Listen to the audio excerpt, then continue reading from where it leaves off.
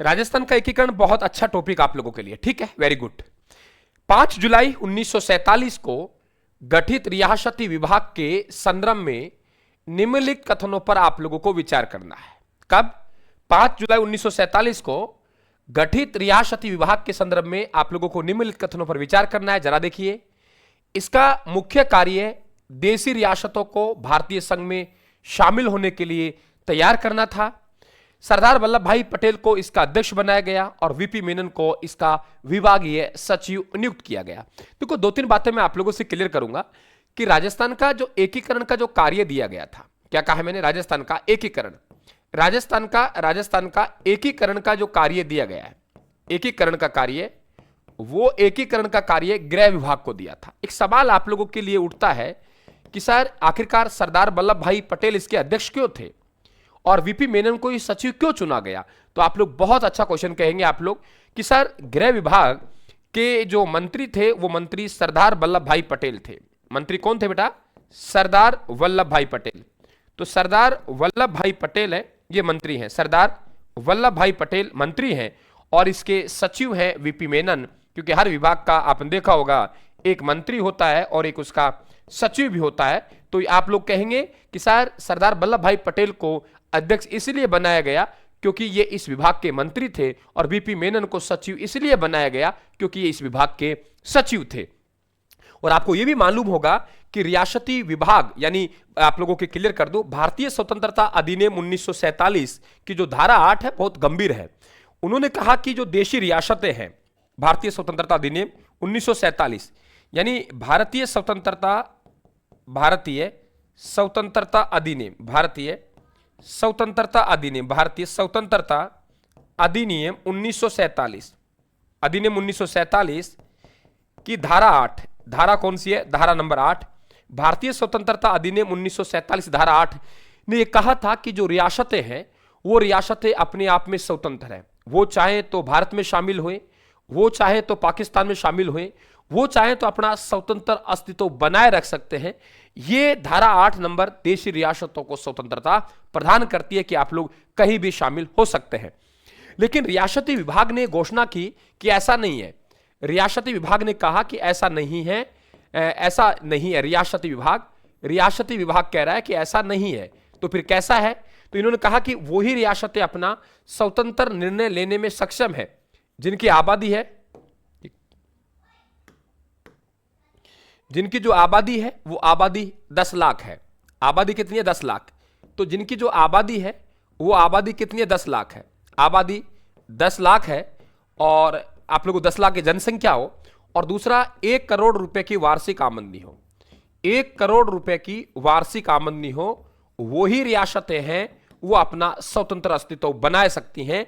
ये गृह आप लोगों के अधीन काम करने वाली, गृह विभाग के अधीन काम करने वाली यहां पे रियासती विभाग की ध्यान रखें शर्तें हैं कि नंबर 1 वही रियासतें अपना स्वतंत्र निर्णय लेने में सक्षम है जिनकी आबादी है वो तो 10 लाख है और वार्षिक आमदनी है वो 1 करोड़ रुपए है। ये ध्यान रखें आप लोग। हाँ, नमस्ते भाई, नमस्ते सभी को, राम राम बेटा।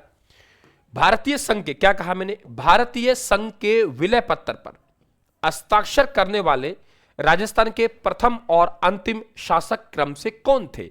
यहां दो बातें बहुत अच्छी तरीके समझेंगे कि जो एकीकरण पर हस्ताक्षर करने का जो काम शुरू किया, यानी पहले हस्ताक्षर हुए, क्या कहा मैंने?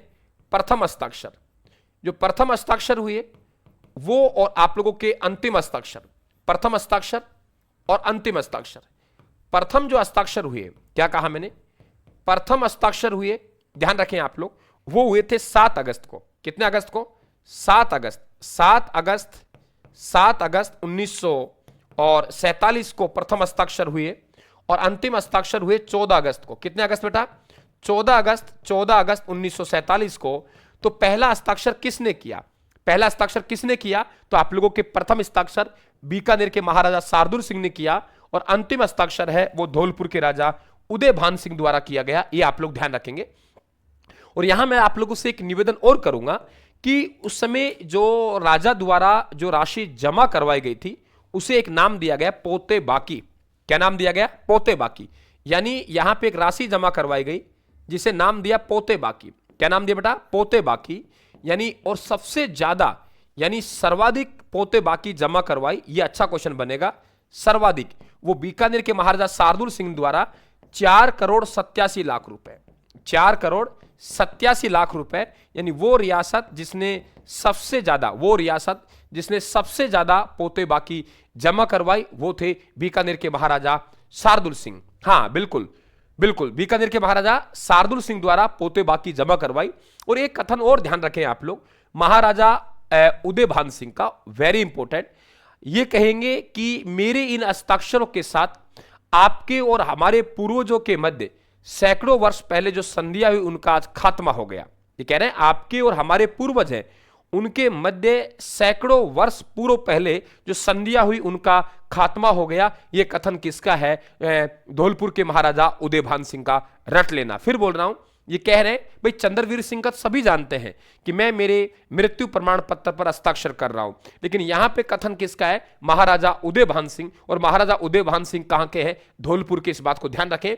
इन्होंने कहा मेरे इन हस्ताक्षरों के साथ ही आपके और हमारे पूर्वजों के मध्य सैकड़ों वर्ष पहले जो संधिया हुई उनका आज खात्मा हो गया। इस बात का आप लोग ध्यान रखेंगे। आगे देखिए, मैं अपने मृत्यु वारंट पर हस्ताक्षर कर रहा हूं।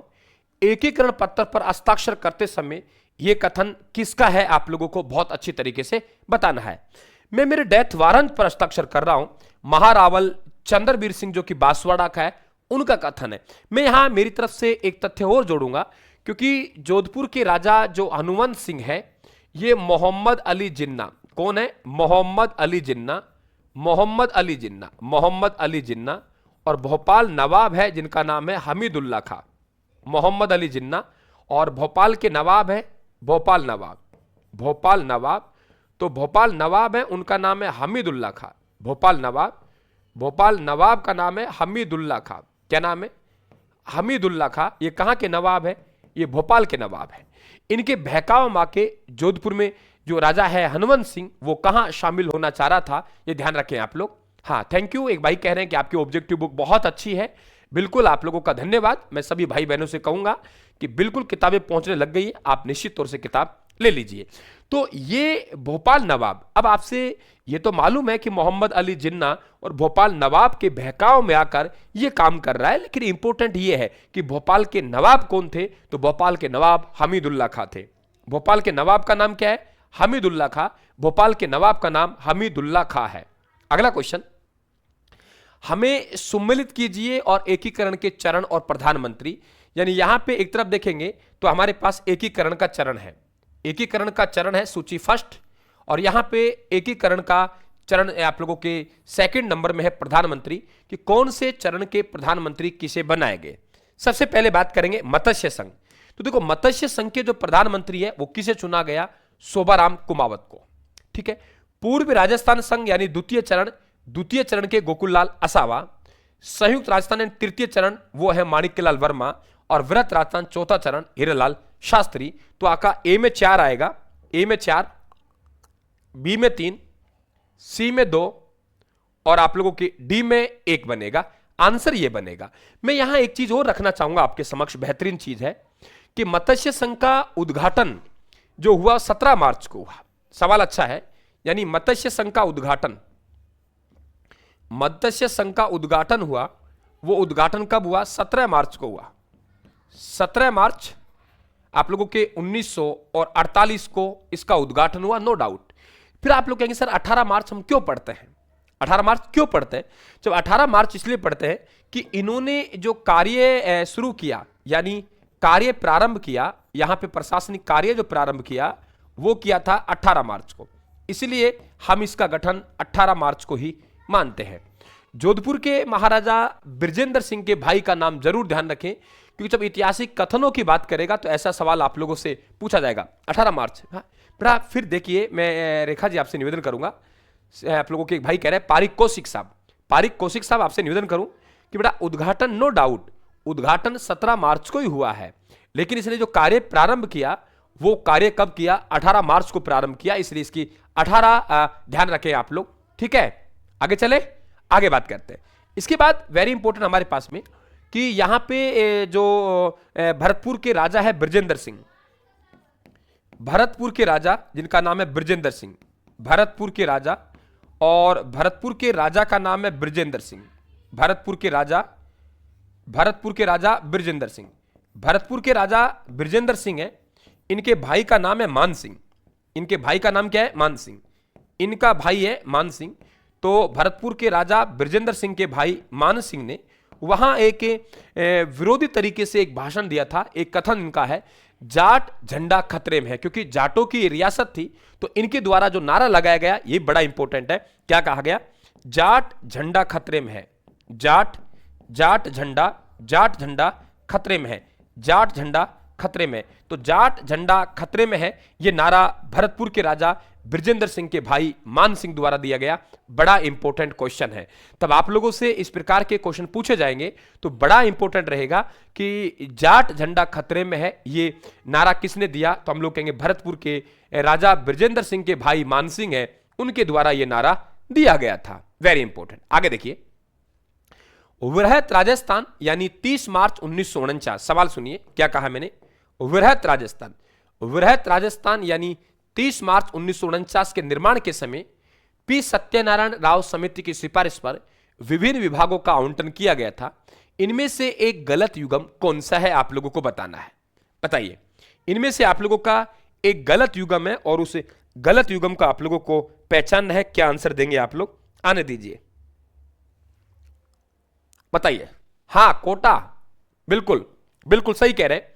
कोटा में वन विभाग है। कोटा को वन विभाग दिया गया। कोटा को कौन सा विभाग दिया गया? कोटा को वन विभाग दिया गया। और खनिज विभाग है वो उदयपुर को दिया गया। इसका मतलब हमारा ये गलत है ना? ये ध्यान रखें आप लोग। बंटवारा किया, जोधपुर को न्यायालय दिया, बीकानेर शिक्षा विभाग दिया, हम वन विभाग कोटा को दिया, खनिज विभाग उदयपुर को दिया, कृषि विभाग भरतपुर को दिया। ये एक मीटिंग हुई और मीटिंग के तय किया गया और फिर जयपुर को राजधानी बनाई गई। उस जमाने में जयपुर और जोधपुर दोनों के दोनों थे, वो राजधानी के दौड़ में थे कि जयपुर कहे मुझे, जयपुर वाले कहे जयपुर को बनाइए, जोधपुर वाले कहे जोधपुर को बनाइए। लेकिन भौगोलिक और पेयजल की दृष्टि से जोधपुर, हमारे जयपुर सुटेबल ज्यादा था, तो जयपुर को राजधानी बनाई गई। मत्स्य संघ के निर्माण 18 मार्च 1948 के संबंध में कौन सा कथन सही नहीं है? कथन सही नहीं है, देखिए आप लोग। सबसे पहले अलवर, भरतपुर, धौलपुर, करौली, तो ये तो चारों बातें सही हैं। अब इनमें सबसे इंपॉर्टेंट क्या है? सबसे पहले तो हम लोगों को चारों के राजा पता होना चाहिए कि चारों के राजा कौन है। सबसे पहले हमें चारों के राजा पता होना चाहिए कि राजा कौन है। यहां पे ये ध्यान रखिए आप लोग। सबसे पहले हमें राजा पता होना चाहिए कि राजा कौन है। क्लियर? सबसे पहले हमें राजा का मालूम होना चाहिए कि इनका राजा कौन है। और राजा रट लीजिए, मैं तो ये कह रहा हूं आप लोगों से, राजा रट लीजिए। जैसे हम लोग बात करते हैं अलवर, तो अलवर के जो राजा है उनका नाम है तेज सिंह। हमें कहते हैं कि सर अलवर वाले तेज बटे होते हैं, तो अलवर के राजा उनका नाम क्या है? तेज सिंह। हमने एक लाइन बोली थी कि अलवर वाले क्या होते हैं? तेज होते हैं। भरतपुर में एक लाइन बोलते हैं, भरतपुर में ब्रज भाषा बोली जाती है, यानी भरतपुर के राजा है उनका नाम बृजेंद्र सिंह है। ऐसे याद करेंगे, भरतपुर का राजा कौन है? बृजेंद्र सिंह है। क्योंकि एकीकरण समय कौन सी रियासत राजा कौन था, यह सवाल आप लोगों से पूछ लेता है। धौलपुर की बात करें हम लोग, तो धौलपुर में सबसे पहले सूर्य का उदय होता है। यानी राजस्थान में सूर्य का उदय यानी भान का उदय कहां होता है? धौलपुर में। तो धौलपुर के हमारे पास कौन हो गए? उदय भान सिंह। धौलपुर कौन हो गए? उदय भान सिंह। तो धौलपुर के हमारे पास उदय भान सिंह हो गए। और करौली के रहे तो करौली के गणेश पाल वासुदेव। करौली के कौन हो गए? गणेश पाल वासुदेव। तो करौली के कौन हो गए? गणेश पाल वासुदेव। तो करौली के गणेश पाल वासुदेव। तो बड़ा इंपॉर्टेंट क्वेश्चन बनेगा। अलवर वाले तेज होते हैं, भरतपुर में ब्रज भाषा बोली जाती है, धौलपुर में भान का उदय होता है यानी सूर्य का उदय होता है, और गणेश पाल है वो कहां के? करौली के। तो ये चारों ध्यान रखेंगे। इसका नामकरण के मुंशी के सुझाव पर किया गया। इसकी राजधानी अलवर को और राज प्रमुख धौलपुर को महाराजा उदय भान सिंह को बनाया। आपका आंसर डी गलत आ रहा है, क्योंकि आपको मालूम है कि यहां पे जो उद्घाटन किया गया वो उद्घाटन किसके द्वारा? हम लोग कहेंगे एनवी गौडगिल के द्वारा। किसके द्वारा? एनवी गौडगिल। यानी इसका जो उद्घाटन किया गया वो उद्घाटन किसके द्वारा किया गया? एनवी गौडगिल के द्वारा। एनवी गौडगिल इसके उद्घाटन करता है, ये जरूर ध्यान रखें आप लोग। तो मत्स्य संघ के राइट आंसर, और ये धौलपुर के राजा उदय भान सिंह है, इन्हें राज प्रमुख बनाया गया। और एक चीज ध्यान रखना आप लोग, करौली के जो गणेश पाल है इन्हें मत्स्य संघ का उदय भान सिंह को तो राज प्रमुख बनाया गया क्योंकि ये वरिष्ठ थे। सबसे बुजुर्ग थे, तो इन्हें तो राज प्रमुख बनाया गया। क्या बनाया गया? इन्हें राज प्रमुख बनाया गया। और गणेश पाल वासुदेव है, इन्हें क्या बनाया? उपराज प्रमुख बनाया। क्या बनाया? उपराज प्रमुख बनाया। उपराज प्रमुख बनाया। तो आपसे पूछा जाए कि उपराज प्रमुख किसे बनाया गया, हम लोग कहेंगे करौली के राजा को। और राज प्रमुख किसे बनाया गया, हम लोग कहेंगे धौलपुर के राजा को। ये बड़े क्वेश्चन है, जब यहां से क्वेश्चन पूछता है ना, हाँ ठीक है, हाँ तो यहां से क्वेश्चन पूछता है ना, तो फिर हमको हिलने का मौका नहीं देता है कि धौलपुर के राजा उदय भानु सिंह को राज प्रमुख क्यों बनाया गया। आप लोग कहेंगे सबसे वरिष्ठ थे। आपसे पूछेगा करौली के राजा यानी उपराज प्रमुख किसे बनाया, तो चरण नंबर 1 में, आगे क्वेश्चन आता बात करूं, चरण नंबर 1 में एक राज प्रमुख था, माफी चाहूंगा, चरण नंबर 1 में एक उपराज प्रमुख था, चरण नंबर 2 में 2 उपराज प्रमुख थे, और चरण नंबर 3 में 3 उपराज प्रमुख थे। ये ध्यान रखें आप लोग। सवाल है मेरा, अभिकथन है मेवाड़ महाराणा भूपाल सिंह को संयुक्त राजस्थान यानी तृतीय चरण का राजप्रमुख बनाया गया, यानी तृतीय चरण का राजप्रमुख बना दिया गया, लेकिन वृहत राजस्थान चतुर्थ चरण में उन्हें महाराज प्रमुख का पद दिया गया। बात तो सही है कि बिल्कुल उन्हें महाराज प्रमुख का पद दिया गया।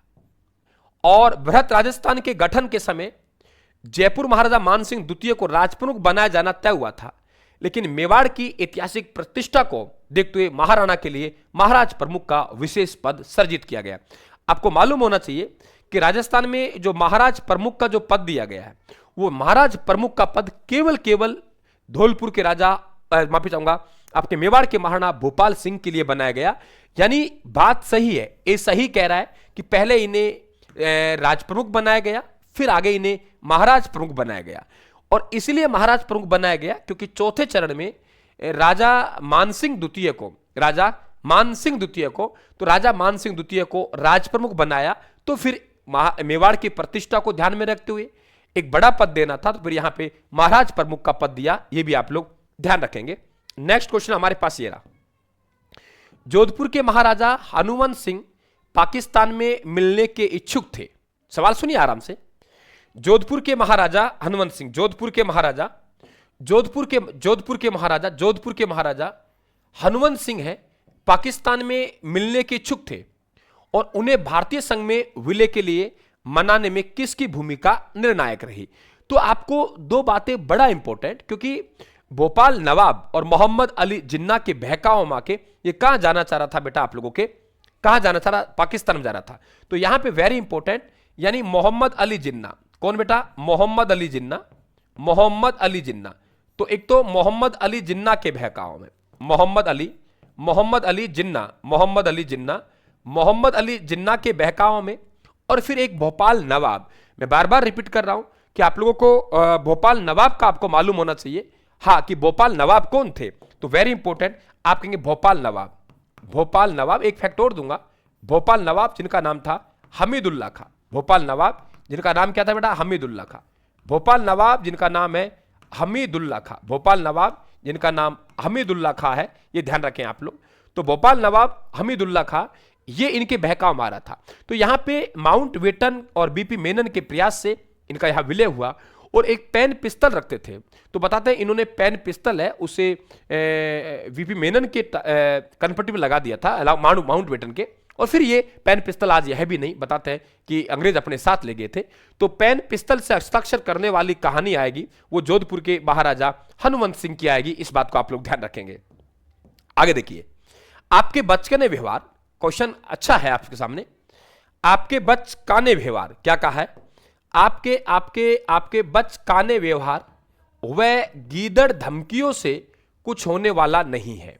यदि आप सोचते हो कि मुझे मारने व धमकियां देने से जोधपुर का भारतीय संघ में शामिल होने का निर्णय रद्द हो जाएगा, तो यह आपका भ्रम है, यानी आपका भ्रम है। क्या कहा? आपके बचकाने व्यवहार और गीदड़ धमकियों से कुछ होने वाला नहीं है। और यह कौन कह रहा है जोधपुर के भारतीय संघ में शामिल होने के निर्णय रद्द हो जाएगा? तो यह आपका भ्रम है। किसका कथन है? आप लोगों के आन दीजिए। वीपी मेनन का, बताइए वीपी मेनन का किसका था? आंसर आने दीजिए आप लोग। अब यहां हम लोग क्वेश्चन आप लोगों के होंगे, विश्वजीत कह रहे हैं वीपी मेनन है, ओके, एक भाई सी में भी जा रहे हैं, कहां है? यही तो गड़बड़ है। अरे ये निर्णय रद्द हो जाएगा, यानी जोधपुर के महाराजा हनुमंत सिंह को तो चैलेंजिंग के तौर पे कह रहे हैं। जोधपुर के महाराजा हनुमंत सिंह को तो चैलेंजिंग के तौर पे कह रहे हैं हम लोग। तो ये थोड़ी कहेगा, ध्यान रखें, ये वीपी मेनन कथन था। वीपी मेनन कथन था कि आपके ये भारतीय संघ में शामिल होने निर्णय रद्द हो जाएगा। तो ये आपका भ्रम है कि आप ये गीदड़ धमकियां मत दीजिए मुझे। हां, आगे चलते हैं। नेक्स्ट क्वेश्चन हमारे पास में, सिरोही रियासत के विलय के प्रश्न पर राजस्थान के नेताओं यानी विशेषकर हिरलाल शास्त्री ने सरदार पटेल को पत्र लिखकर क्या तर्क दिया था? आपको एक चीज का पता है, होना चाहिए कि यहां पे जो हमारे पास सिरोही रियासत है, सिरोही एक ऐसी रियासत है, इसका जो विलय हुआ है वो 2 टुकड़ों में हुआ है। सिरोही रियासत का जो विलय हुआ है वो विलय कितने टुकड़ों में हुआ? 2 टुकड़ों में हुआ है। सिरोही रियासत का विलय कितने टुकड़ों में? 2 टुकड़ों में हुआ है, यानी सिरोही रियासत का विलय। एक्चुअली में ये सिरोही जो रियासत है, सरदार वल्लभ भाई पटेल गुजरात में ले गए, बंबई प्रांत में ले गए। क्यों ले गए? क्योंकि यहां पे आबू देलवाड़ा पर्यटक स्थल है, तो एक बार बॉम्बे प्रांत में हमने मिल गया। सिरोही हमारे पास नहीं है। राजस्थान के नेताओं ने आंदोलन किया, सरदार वल्लभ भाई पटेल को पत्र लिखे और कहा कि हमें, सिरोही का अर्थ हमारा गोकुल भाई भट्ट है, कि गोकुल भाई भट्ट है वो सिरोही में, और हम गोकुल भाई भट्ट के बिना राजस्थान को नहीं चला सकते। और गोकुल भाई भट्ट को राजस्थान का गांधी कहा जाता है।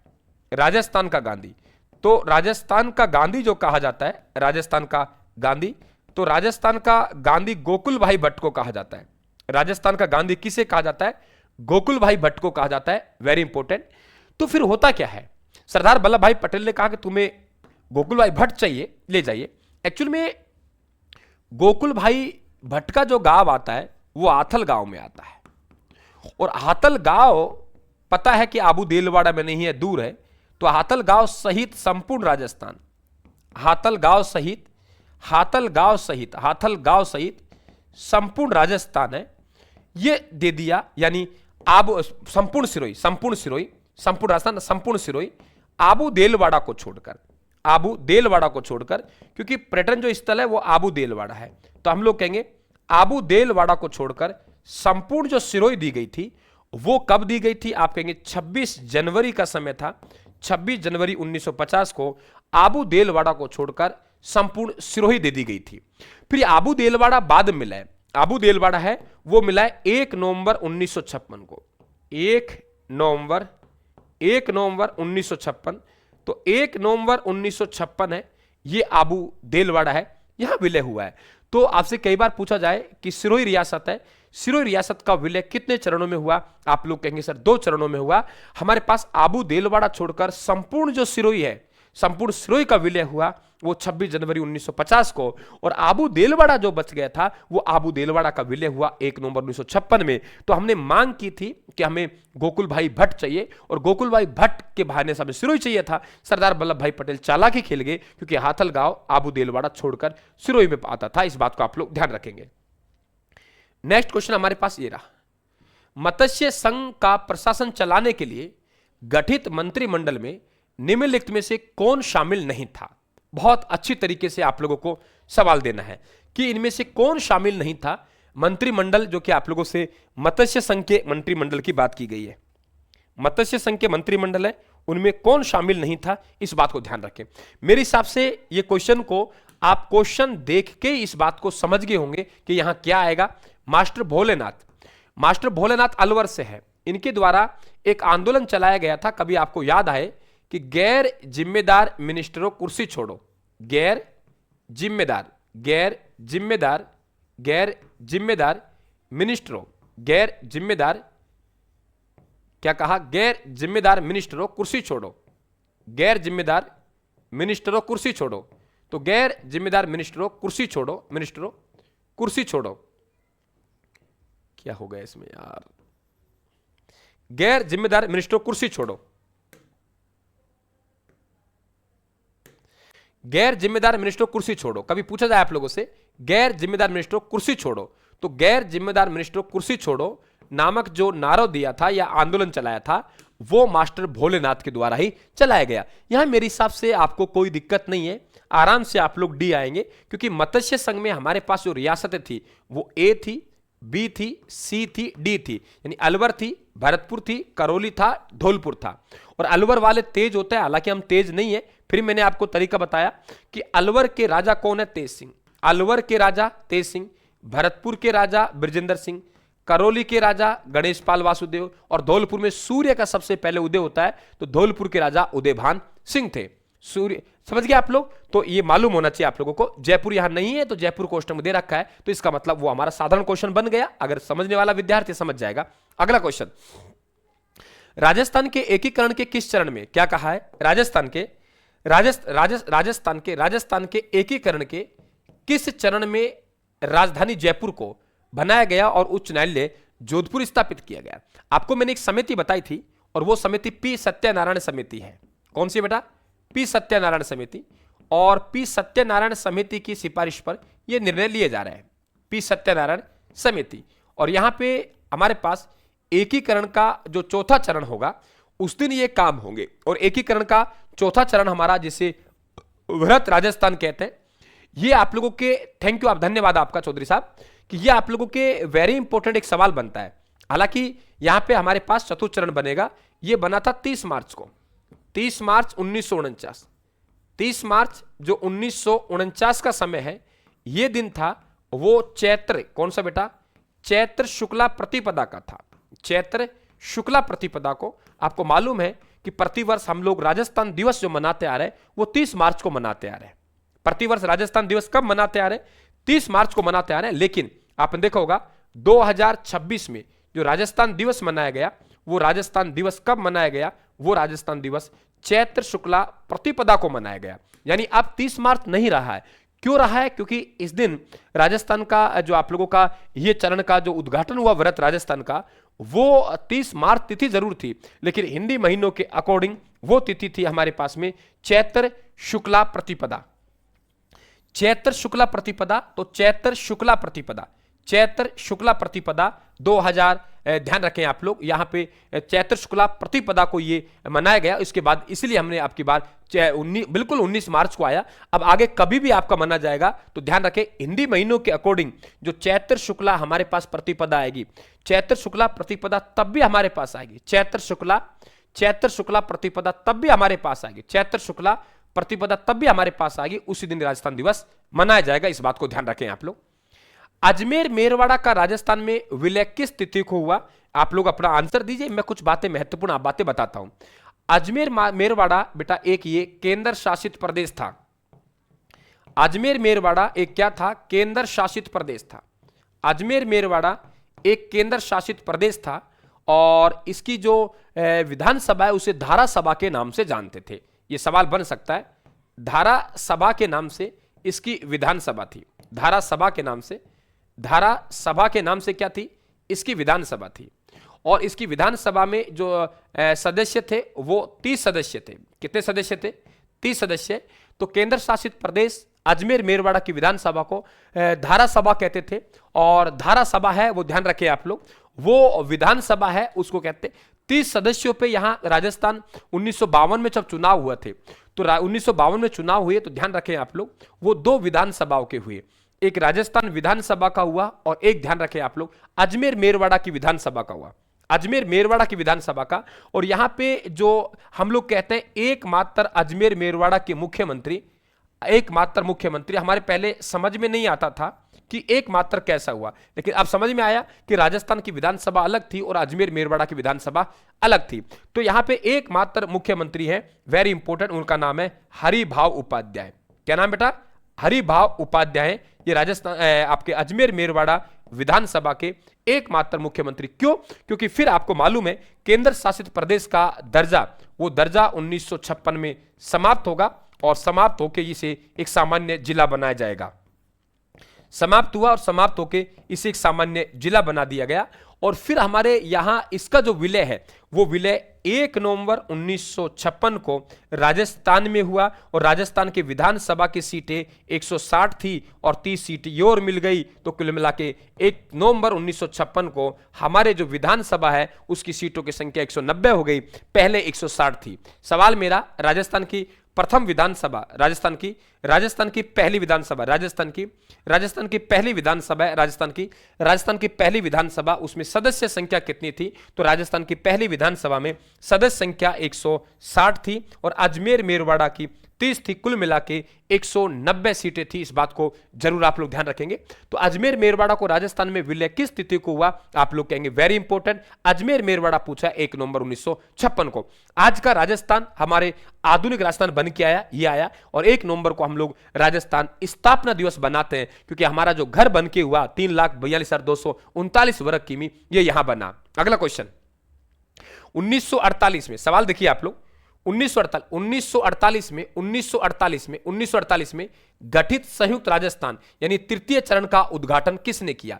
तो कुछ 4 चरणों के आप लोग उद्घाटन ध्यान रखेंगे, है ना। हमारे पास पहला चरण, 4 चरणों का हमारे पास कौन चरण है? पहला चरण है। 4 चरणों का हमारे पास पहला चरण है और हमारे पास दूसरा चरण है। ये आसानी से इन चरणों का गठन हुआ है और हमारे पास तृतीय चरण है यानी तीसरा चरण है और हमारे पास में चौथा चरण है। तो 4 चरणों के आप लोगों को, चौथा चरण है तो 4 चरणों के आप लोगों को उद्घाटन ध्यान रखने हैं। पहला और दूसरा चरण है, क्या कहा मैंने? पहला और दूसरा चरण है, उसका उद्घाटन एन.वी. गौड़गिल कर रहा है। हम शॉर्ट में कहते हैं नरहरि विष्णु गौड़गिल, एन.वी. गाडगिल कर रहा है, यानी नरहरि विष्णु गौड़गिल कर रहा है। हमारा जो तृतीय चरण है, ध्यान रखें, इसका जो उद्घाटन कर रहे हैं वो कौन कर रहे हैं? पंडित जवाहरलाल नेहरू कर रहे हैं, है ना। पंडित जवाहरलाल नेहरू कर रहे हैं। क्लियर?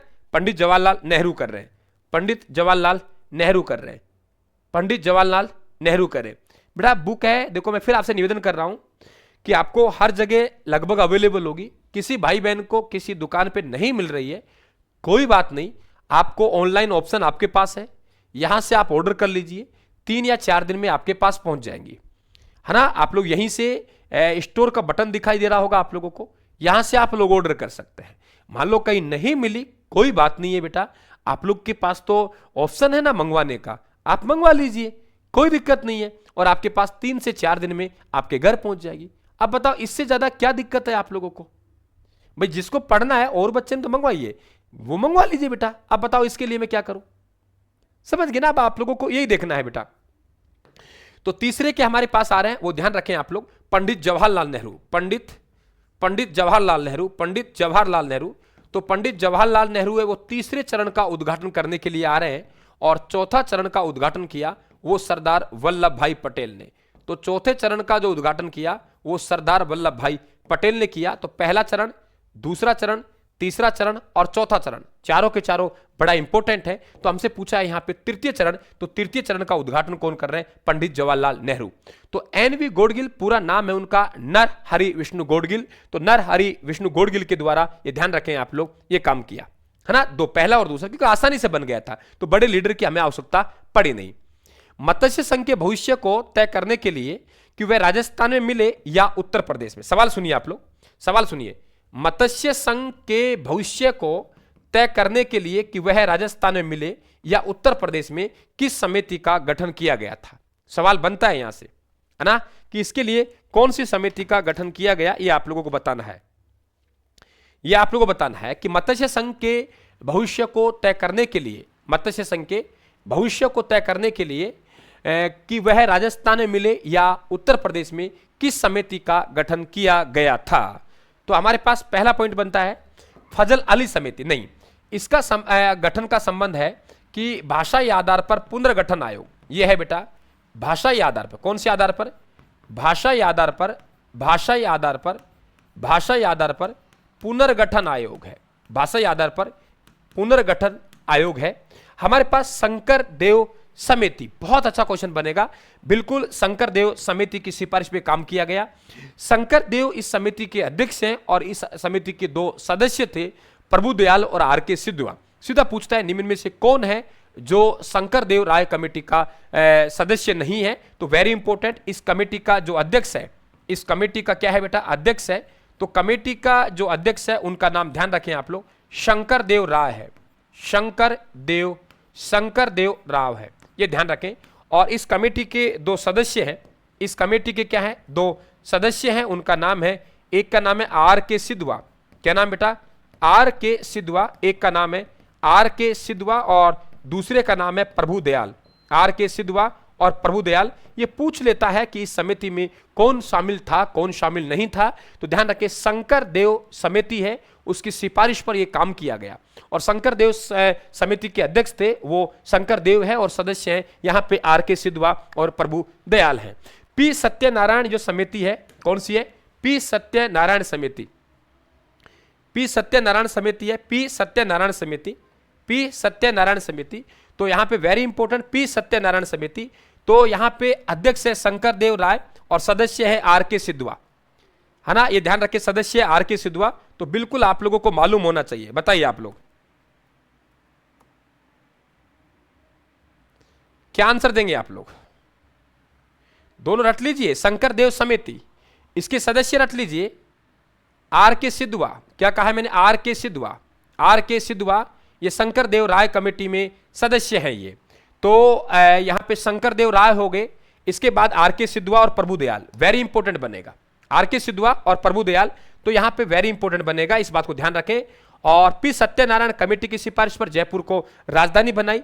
के एम मुंशी के सुझाव पर मत्स्य संघ का नामकरण किया गया। के एम मुंशी के सुझाव पर मत्स्य संघ का नामकरण किया गया, है ना, ये ध्यान रखें आप लोग। के एम मुंशी के सुझाव पर मत्स्य संघ का क्या किया गया? नामकरण किया गया। बताइए।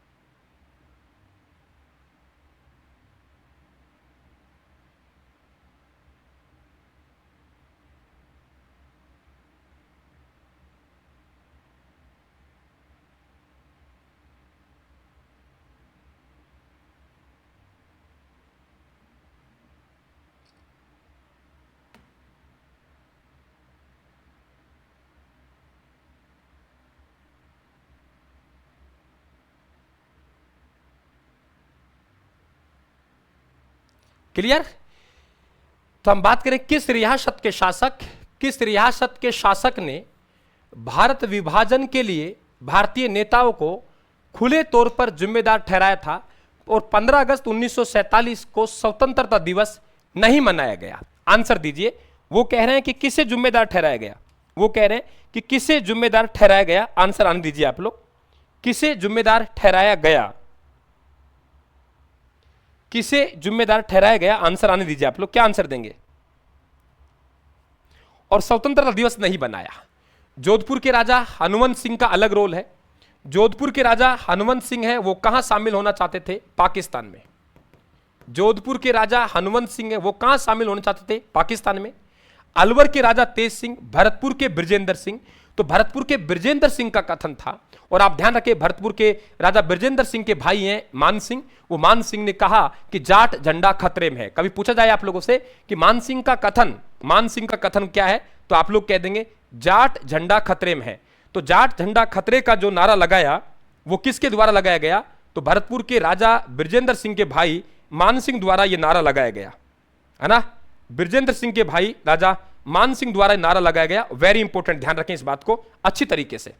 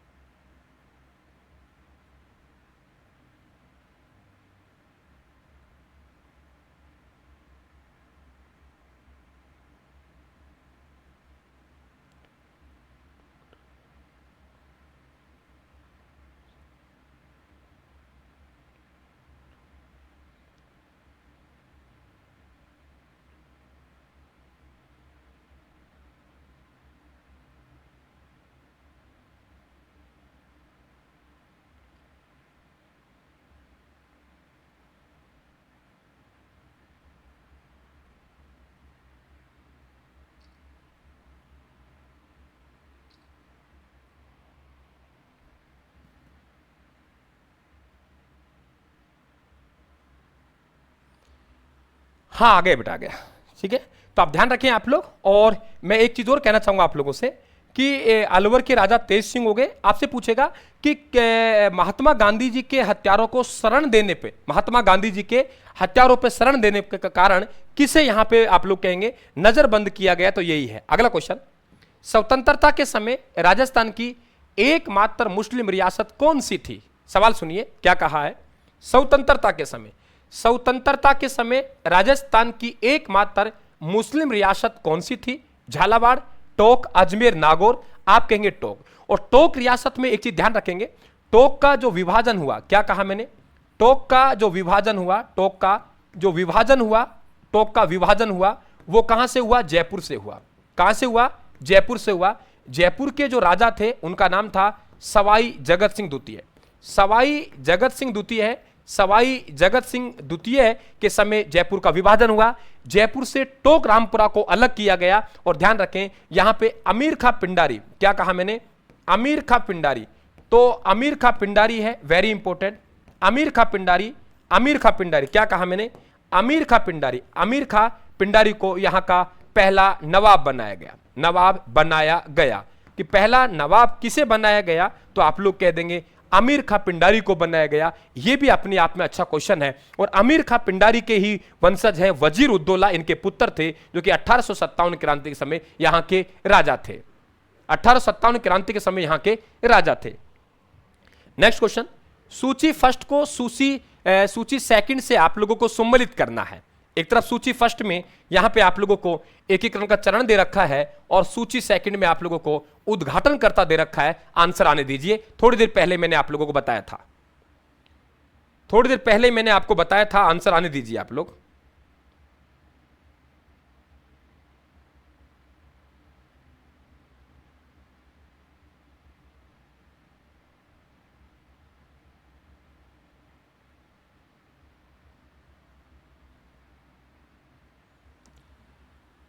देखिए यहां पे मत्स्य संघ का उद्घाटन एनवी गौडगिल या नर हरिवंश गौडगिल। फिर आपके द्वितीय चरण में भी आ गया, या आपके दो बार हो गया।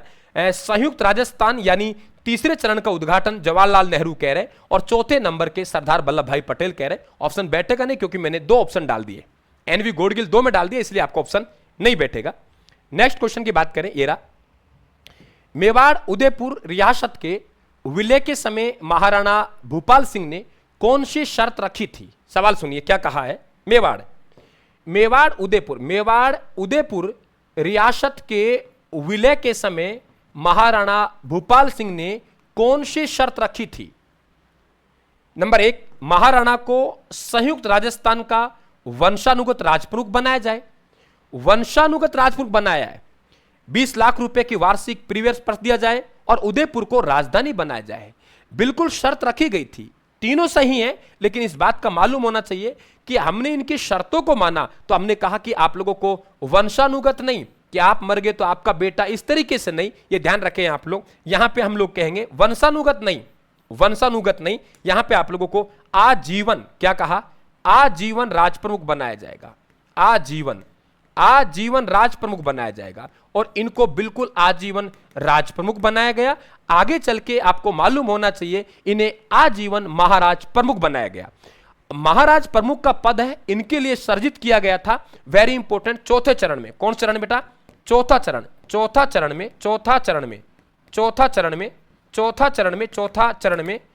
चरण में इन्हें ध्यान रखें आप लोग, क्या बनाया जाएगा? महाराज प्रमुख। चौथे चरण में। कौन चरण में?